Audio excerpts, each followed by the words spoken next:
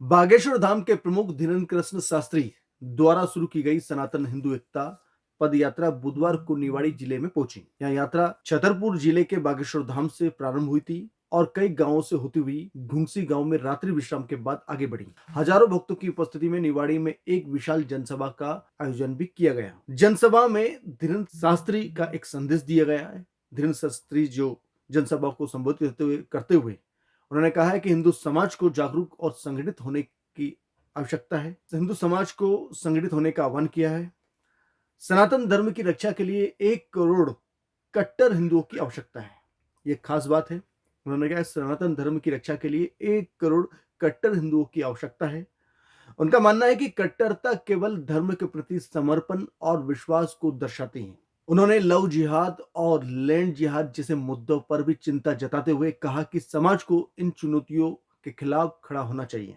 उन्होंने जातिवाद और छुआछूत जैसी सामाजिक बुराइयों को मिटाने के लिए हिंदू समाज को एकजुट होने का आह्वान किया है और उन्होंने इस पर अपील भी की है कि लगातार सामाजिक जो बुराइयां है जातिगत उसको दूर करने के लिए लगातार प्रयास करें।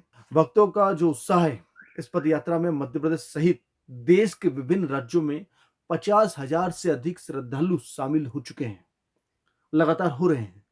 आयोजनकर्ताओं ने 75,000 लोगों के भोजन और ठहरने की व्यवस्था भी की गई है। यात्रा न केवल धर्म का प्रचार कर रही है बल्कि समाज में समरसता और एकता का संदेश भी दे रही है। पदयात्रा का जो उद्देश्य दिखाई देता है, धीरेन्द्र कृष्ण शास्त्री जिस तरह से पदयात्रा निकाल रहे हैं सनातन धर्म की रक्षा को लेकर, क्योंकि जिस तरह से हिंदू जातिगत रूप से बट रहे हैं उसको लेकर हिंदू धर्म पर बढ़ते खतरे के प्रति लोगों को जागरूकता करना धीरेन्द्र कृष्ण शास्त्री का प्रमुख एजेंडा है।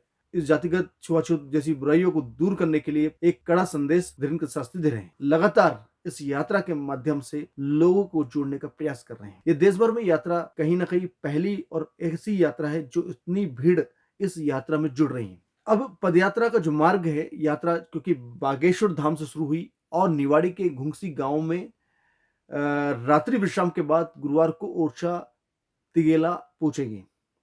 यात्रा के दौरान हर पड़ाव पर भंडारे हो रहे हैं, धर्म सभाएं हो रही है, कीर्तन आयोजन तमाम तरह के वहां पर देखने को मिल रहे हैं और कहीं ना कहीं सारे धार्मिक स्थलों से गुजरते हुए, गांव से गुजरते हुए इस यात्रा का कहीं ना कहीं लोगों की भक्ति भाव से लोगों को संबोधित करते हुए धीरेन्द्र शास्त्री दिखाई दे रहे हैं। धीरेन्द्र शास्त्री लगातार आह्वान कर रहे हैं हिंदुओं को एकजुट करने के लिए। बागेश्वर बाबा ने कहा है कि अब समय आ गया है कि हिंदू समाज अपने मतभेदों को भुलाकर धर्म की रक्षा के लिए कट्टर और संगठित हो।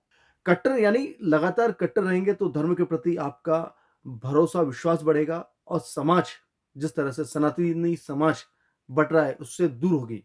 उन्होंने कहा कि समाज में व्याप्त बुराइयों को मिटाने और युवाओं को धर्म के प्रति जागरूकता करने का पहल करनी होगी। युवा जागरूक होगा तो युवा सामने आएगा तो कहीं ना कहीं समाज एकजुटता होता जाएगा। पढ़ा लिखा समाज भी एकजुटता होने का प्रयास करे, वो भी एकजुट होकर समाज को आगे लेके जाए क्योंकि धर्म पहले है। अब इस यात्रा में जो दिखाई देता है, जैसे कि भविष्य की अपन बात करें, पदयात्रा सफलता चरम पर है, ओरछा पहुंचने वाली है और लगातार इस यात्रा से लोगों का, देश का, सभी लोगों का, सारे सनातनी हिंदू लोगों का प्यार मिल रहा है। घर बैठकर उनको इस यात्रा के लिए कहीं ना कहीं उनको शुभकामना भी दे रहे हैं ताकि आज जो चिंगारी धीरे धीरे जली है वो एक जगह कहीं ना कहीं जो जातिगत में बढ़ चुका हिंदू उनको एकजुट करने के लिए इस यात्रा का प्रमुख उद्देश्य जो दिखाई दे रहा है उसके लिए सभी लोग इस सफलता के लिए उन्हें शुभकामना दे रहे हैं, बहुत बहुत शुभकामना दे रहे हैं। आज के लिए फिलहाल इतना ही, फिर मिलेंगे नई अपडेट के साथ। तब तक के लिए दीजिए इजाजत। नमस्कार।